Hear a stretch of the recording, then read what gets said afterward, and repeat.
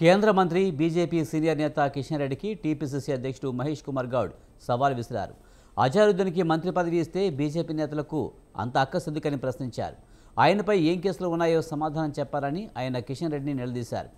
భారత జట్టు సారథిగా ఆయన ఎన్నో విజయాలను అందించారని అన్నారు. ఎంపీగా ప్రజలకు సేవ చేశారని తెలిపారు.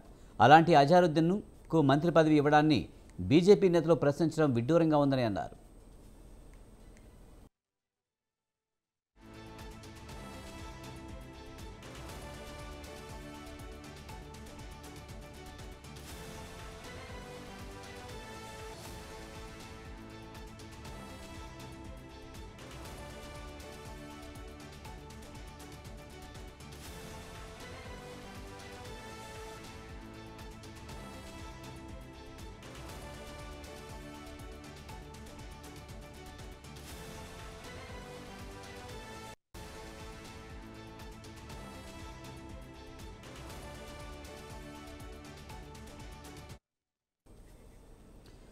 జూబ్లీహిల్స్ ఉప ఎన్నికల నేపథ్యంలో మంత్రి పదవి ఇచ్చారనే ప్రచారం జరుగుతుంది. దీనిపై కూడా మహేష్ కుమార్ గౌడ్ స్పందించారు.